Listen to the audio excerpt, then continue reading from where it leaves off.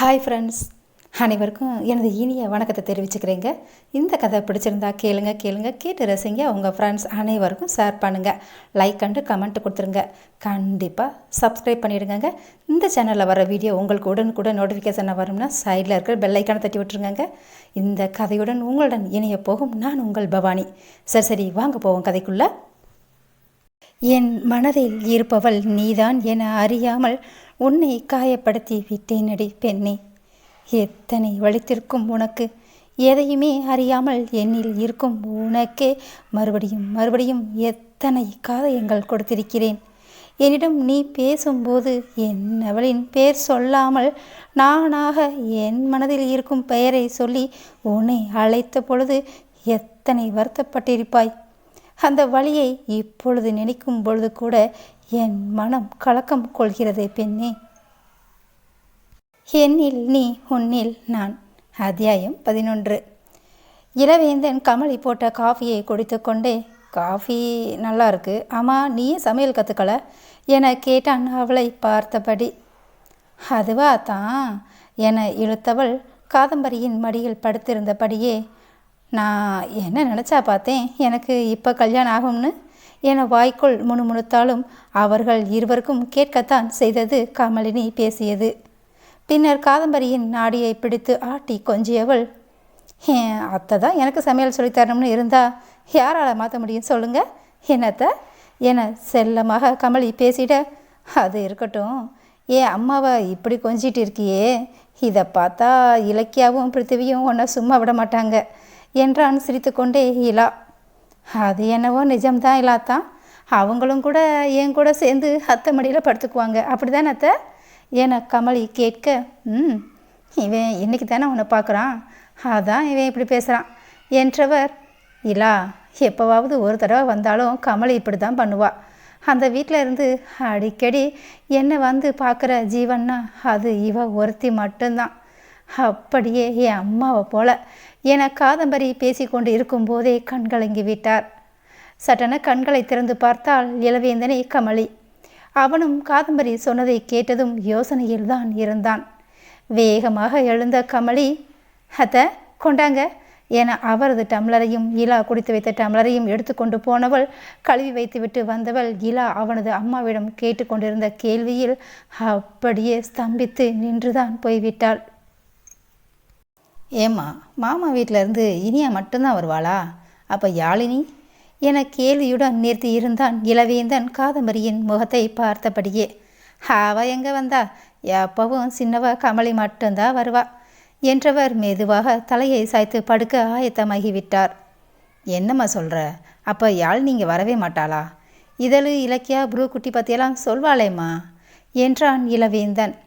இவன் ஒருத்தன், அவள் எப்போ வந்தா, எப்போ சொன்ன உங்ககிட்ட என தலையை மட்டும் தூக்கி காதம்பரி தன் மகனை பார்த்து கேட்டார்.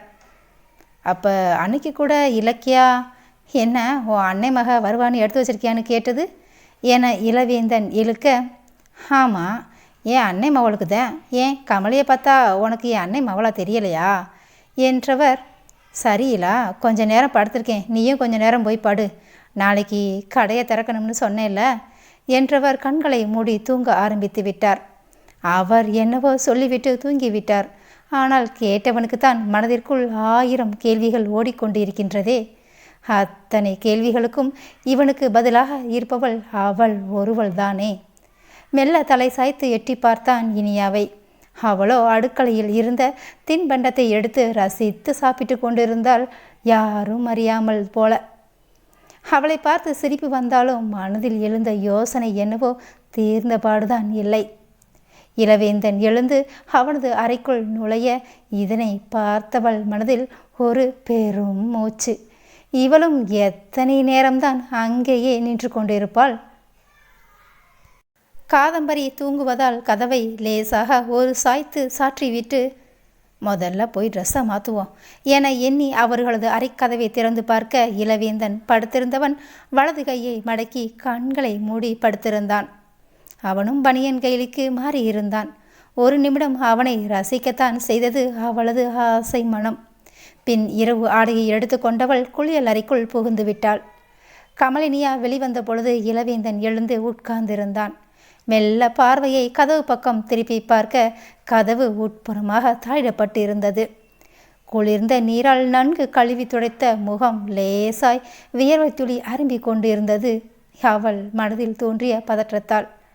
கமலி மெல்ல தனது பாதங்களை கதவு பக்கமாக அடியெடுத்து வைத்த அதே நேரம், இனியா நில்லு, இங்கே வா, உங்ககிட்ட பேசணும் என்ற ஒரு அழுத்தமான குரல் மட்டுமே அவனிடம் இருந்து வந்தது.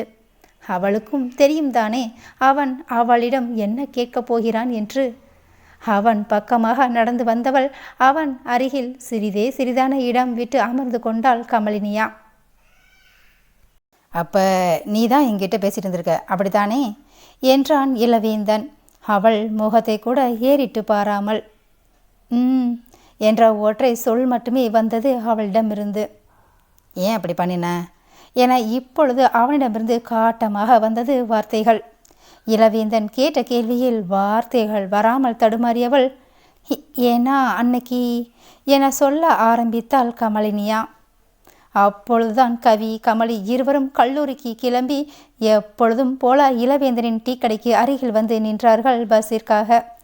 கமலி வந்ததுமே ஒரு வடையை எடுத்து சாப்பிட்டு கொண்டே பஸ் வருகிறதா என எட்டி எட்டி பார்த்தவள், வாராயோ நீங்கே ஊரெங்கும் எங்கெங்கும் ஓடும் வைகையாரும் பாடும் காணும் நூறும் காணும் யாவும் பேரின்பம் காணும் போது ஆனந்தம் வந்தாளே ஊரெங்கும் போவோமே எங்கெங்கும். இதழோ இத்தனை நேரம் ரேடியோவில் ஒளிபரப்பாகிய சின்னத்தம்பி படத்தின் பாட்டை பஸ்ஸின் வரவிற்காக மாற்றி தன்னால் முணுமுணுத்தது இப்படி. பாடி முடித்தவள் அப்பொழுதுதான் பார்த்தாள் செல்வத்தை. இவன் எதுக்கு இப்போ என்ன இப்படி பார்க்குறான்னு தெரியலையே, நான் என்னடா பண்ணேன், அதுவாக வருதே வாயில். இந்த பாட்டை எழுதினவங்க பாடினவங்க கூட என்ன மன்னிச்சிடுவாங்க, ஆனால் இவன் என்னை பார்க்குறத பார்த்தா மன்னிக்கிற மாதிரி தெரியலையே என அவனது பார்வையை மாற்றும் பொருட்டு உடனே ஆரம்பித்து விட்டாள் அவள் பேச்சினை அவனிடம். என்ன மணி, பள்ளிக்கூடத்துக்கு போய் அட்டண்டன்ஸ் போட முன்னாலேயே டீ கடையில் வந்து அட்டண்டன்ஸ் போட்டுவ போல என நக்கள் பேசினாள் இளவேந்தனை ஓரக்கண்ணால் பார்த்து கொண்டே செல்வத்தை பார்த்து. ஆமாக்கா, நீங்கள் எப்படி காலேஜுக்கு போக முன்னாடி எல்லா அண்ணா டீ கடையில் வந்து அட்டண்டன்ஸ் போடுறீங்களோ அதை மாதிரி என செல்வமும் கமலினியாவை பார்த்து சொல்லி சிரித்தான் அதே கிண்டல் பேச்சாக. டே செல்வம் என கண்களாலேயே மிரட்டினான் இளவேந்தன். அதானே, இதைத்தான் சாமி வரம் கொடுத்தாலும் பூசாரி வரம் கொடுக்காதுன்னு சொல்வாங்களே, அது இதுதான் போல என கமலி செல்வத்தை பார்த்து சொல்ல, இங்கே பார்க்கா, நான் வேணும்னா பூசாரியாக இருந்துட்டு போகிறேன், ஆனால் இந்த சாக்கில் இல்லை அண்ணனை எதுக்கு சாமியாரை ஆக்குறீங்க என்றான் செல்வம் கோபமாக. அடிங்க, நான் அத்தனை சாமின்னு சொன்னால் நீ சாமியாராக்குவியா, கொன்னுடுவேன் அவனே என கமலி செல்வத்தை விரட்ட அவனோ வேகமாக சென்று இளவேந்தனின் பின்னால் சென்று நிற்க, கமலி சென்ற வேகத்தில் இலாவின் மீது மோதி நின்றவள் எதுவும் திட்டிவிடுவானோ என மெல்ல அவன் முகம் நிமிர்ந்து பார்த்தாள் பயத்துடன். ஆனால் இதே நேரம் யாழினி கலகலவென சிரிப்பதை அல்லவா பார்த்து கொண்டிருந்தான் இளவேந்தன். தூரத்தில் பஸ் சத்தம் கேட்டதும், அக்கா பஸ் வந்துச்சு பாருங்க என செல்வம் சொல்லவும் இளவேந்தனையும் யாழ்னியையும் மாறி மாறி பார்த்தவள், அத்தான் போகிற போக்கில் இந்த மணி உங்களை சாமியார் ஆக்காமல் விடமாட்டோம் போலையே, கவனம் அத்தான் என்ற கமலினியா அவசரமாக சென்று யாழ்னிக்கு பின்னாலேயே பஸ்ஸில் ஏறுவதற்காக நடக்க ஆரம்பித்தாள். டேய் ஏண்டா அவகிட்ட என் வாயை கொடுக்குற என்ற இலா, சரிப்போ நேரமாயிடுச்சு பாரு, ஸ்கூலுக்கு கிளம்பு என இலா சொல்லவும் தான் செல்வமும் கிளம்பியிருந்தான் பள்ளிக்கு. இறுதியாக கமலி பஸ்ஸில் ஏறப்போன அதே நேரம் இலக்கியா வந்து கொண்டிருந்தாள் இலாவின் கடைக்கு. என்ன இலக்கியா, வா வா, கொஞ்சம் முன்னே வந்திருக்கக்கூடாதா, இப்போ தான் வர்ற என சத்தமாக சொன்ன கமலி, சரி சரி நான் காலேஜுக்கு போயிட்டு வீட்டுக்கு வரேன் என இலக்கியா அருகில் சென்று கிசுகிசுத்தவள் அதன் பின்னரே பஸ்ஸில் ஏறி இருந்தாள் கமலி. இலா பஸ்ஸையே பார்த்திருந்தான் கவியாழினி தன்னை பார்க்க மாட்டாளா என. கடைக்கு வந்த இலக்கியா, அச்சோ மறந்துட்டேனே, ஒரு நிமிஷம் உன் ஃபோனை கொடுண்ணா என்றவள் நம்பர்களை அழுத்தி கால் செய்ய, ஹலோ நான் இலக்கியா என்றதுமே, இரு இலக்கியா கொடுக்குறேன் என்ற கவி ஃபோனை கமலிடம் கொடுத்து விட்டாள் வேகமாக. ஓ கவியா என இலக்கியா சொன்னதுமே சட்டென நிமிர்ந்தான் இளவேந்தன். இந்த புறம் இலக்கியா பேசுவது மட்டுமே கேட்டிட, கவி என்ற பெயர் கேட்டதுமே இளவேந்தனின் முகத்தில் அத்தனை மகிழ்ச்சி. அதன் பின் இலக்கியா கமலியிடம் அவளுக்கு தேவையானதை வாங்கி வர சொல்லிவிட்டு ஃபோனை இளவேந்தனிடம் நீட்டினாள். இதெல்லாம் பெண் பிள்ளைகள் சமாச்சாரம் என்பது போல் அமைதி காத்தவன் இலக்கியா கொண்டு வந்த வடையை தட்டில் வைத்து கொண்டு இருந்தான். இலக்கியா சென்ற பின் அந்த நம்பரை இளங்கவி என போட்டு சேமித்து வைத்து கொண்டான் பத்திரமாக. இப்படியே நாட்கள் கடக்க, அன்று ஒரு நாள் பக்கத்து ஊரில் ஏதோ பிரச்சனை என்பதால் அவர்கள் சாலை மறியல் பண்ண பஸ்கள் எல்லாம் நிறுத்தப்பட்டிருந்தது. இதனை தெரிவிக்கும் பொருட்டு அந்த நம்பருக்கு அழைத்து விஷயத்தை சொல்வதற்காக அழைத்திருந்தான் இளவேந்தன். நான் இலாதான் பேசுகிறேன். பக்கத்து ஊரில் ஏதோ கலவரம் போல, பஸ் வராதுன்னு நினைக்கிறேன். உங்களுக்கு காலேஜுக்கு போகணும்ல, அதான் சொன்னேன் என இலா சொல்ல, அந்த பக்கம் கமலி தான் எடுத்திருந்தாள். சரிங்க தான், நான் அப்பா கிட்ட சொல்கிறேன் என்றவள், தேங்க்ஸ் இலா தான் என்றாள் கமலி. இருவருக்கும் குரல் ஒன்று போல் இருப்பதால் இலாவால் கண்டறிய முடியவில்லை இது யாரென. இதுக்கு எதுக்கு தேங்க்ஸு, அதெல்லாம் இருக்கட்டும், முதல்ல போய் மாமா கிட்ட விஷயத்தை சொல்லு என வைத்தவன் மனதில் அத்தனை பதற்றம். ஆனால் பேசியவளோ, பாருடா இந்த அத்தனை ஃபோனில் மட்டும்தான் பேசுவாங்க போல என்றவள் சிரித்தும் கொண்டாள். அவள் அந்த நம்பரை இலா அத்தான் என பதிவு செய்து கொண்டாள் பத்திரமாக. ஆம், இலக்கியா அன்று கால் செய்தது கமலினியாவின் மொபைலுக்குத்தான். அன்று பஸ்ஸில் இறுதியாக கமலி ஏறி இருந்ததால் கமலியின் பேக், மொபைல் எல்லாம் கவியாளினிதான் வைத்திருந்தாள்.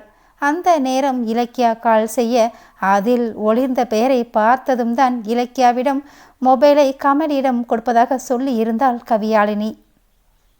அதன் பிறகு இலா பேசியது எல்லாம் கமலியிடம் மட்டுமே, வெறும் நலம் விசாரிப்பு மட்டுமே தான். ஆனால் வீட்டில் கவியாளினிக்கும் இளவேந்தனுக்கும் திருமணம் என உறுதி செய்த அதே நேரம் அவளது மொபைலில் இருந்த இலாவின் நம்பரை டெலீட் செய்திருந்தாள் கமலினியா. இதையெல்லாம் கமலி சொல்ல சொல்ல கேட்டு கொண்டிருந்த இளவேந்தனோ, அப்போ நான் உங்ககிட்ட தான் பேசினேனா, நான் யாழ்னின்ல நினச்சேன் என்றான். நீங்கள் கவியவே நினச்சிட்டு இருந்ததால் கூட அப்படி நினச்சிருக்கலாம்.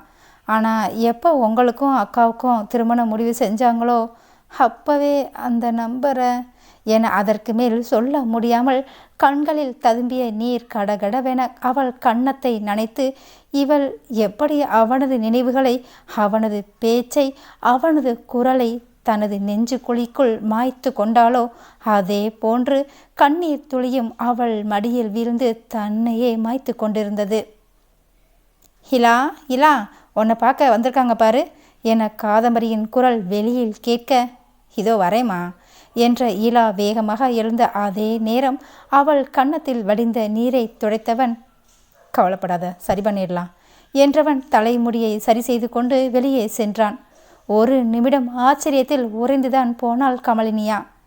என்னது, ஏன் அத்தாந்தானா, அதுவும் என்ன, ஏன் கன்னத்தை தொட்டாங்களா என நினைக்க நினைக்க அவள் மனதில் ஏற்பட்ட சந்தோஷத்திற்கு அளவே இல்லை என்றுதான் சொல்ல வேண்டும்.